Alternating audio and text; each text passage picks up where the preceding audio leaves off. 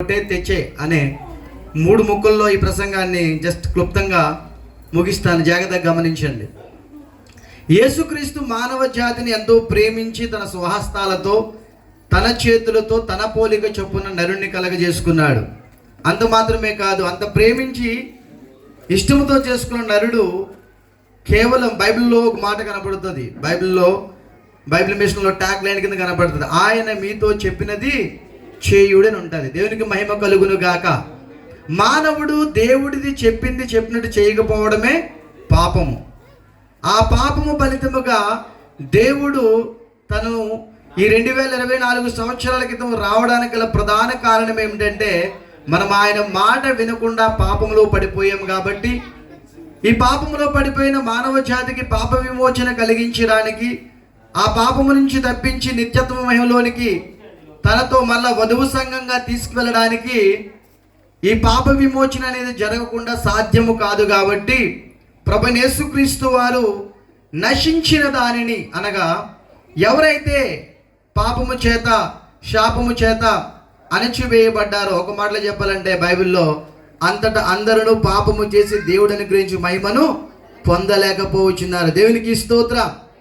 అంటే మానవ జాతి అంతా కూడా మన ఆదాము అవ్వ మన పితరులు చేసిన పాప ఫలితముగా మానవ జాతి అంతా కూడా ఈ యొక్క శాపములో పాపములో పడిపోతే, ఆ పాపము నుంచి రక్షించడానికి యేసు ప్రభు వారు మరలా 2024 సంవత్సరాల క్రితం పరిశుద్ధాత్మ వలన కన్యక గర్భవతి అయి ఆయన లోకంలోనికి వచ్చి మనందరి పాపాలని సిలువలో మోసి మనందరికీ పాప విమోచన కలగజేసి మరలా మనందరి నిత్యత్వ రాజ్యానికి తీసుకెళ్ళడానికి తండ్రి కుడి పార్శ్వమందు నిత్యము విజ్ఞాపన చేయుచున్నాడు. దేవునికి స్తోత్రం.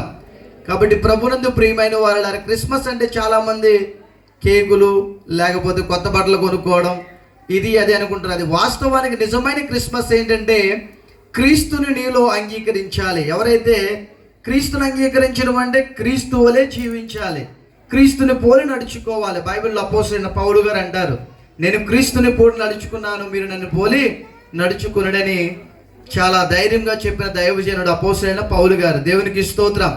కాబట్టి ప్రభునందు ప్రియమైన వాళ్ళారా, ఎవరైతే ఈ యొక్క మానవ జాతి రక్షించబడాలని ఎన్ని యజ్ఞాలు చేసినా, ఎన్ని హోమాలు చేసినా, ఎన్ని ప్రయత్నాలు చేసినా ఆ ప్రయత్నాలన్నీ విఫలమవుతాయి, సఫలము కావు. ఎందుకంటే పాపమును క్షమించు అధికారము ప్రభువైన యేసుక్రీస్తు వారికి తప్ప మరెవ్వరికి లోకములో అధికారం లేదు. దేవునికి మహిమ కలుగును గాక. ప్రభువైన యేసుక్రీస్తు వారికి తప్ప మరెవ్వరికి పాపం మీద అధికారము, దాన్ని మరణపు ములుడు విరిచి మరణాన్ని జయించి మృత్యుంజయుడిగా తిరిగి లేచిన శక్తిగల దేవుడు ఎవరయ్య అంటే మన యేసుక్రీస్తు వారు ఒక్కరే. కాబట్టి ప్రియులారా, ఈ సందర్భంలో దేవుని యొక్క శక్తిని గురించి చిన్న ఉపమానం చెప్పి ముగిస్తున్నాను. మన భూగ్రహం మీ అందరికీ తెలుసు కదా. ఈ భూగ్రహం తిరగడానికి తన చుట్టూ తాను తిరుగుతూ ఒక రౌండ్ పూర్తి చేయడానికి 24 అవర్స్ పడుతుంది. ఇలాగ 365 డేస్ ఇలాగ రౌండ్స్ వేసేసరికి ఒక కాలమానం 1 ఇయర్ పూర్తవుతుంది. అయితే చాలామందికి తెలుసో లేదో, సైంటిస్టులు చెప్పిన వాస్తవం ఏంటంటే, ఆ చంద్రగ్రహము భూమికి దూరంగా ఉండి పరప్రకాశకం అంటే స్వయం ప్రకాశకం కాదు. అయినప్పటికీ ఆ యొక్క చంద్రుడి కనుక దేవుడు పెట్టకపోతే భూమి అంటే తన చుట్టూ తాను 6 గంటల్లో ఒక రోజు పూర్తి చేస్తుందంట. అంటే 24 గంటల కాలంలో రౌండ్ అయ్యే పూర్తు జస్ట్ 6 అవర్స్లో అయిపోద్ది. 6 అవర్స్లో ఒక డే కంప్లీట్ అయిపోతే మరి కాలమానం వర్షాకాలం, వేసవకాలం, శీతాకాలం నెలకోటి తిరుగుతుంది.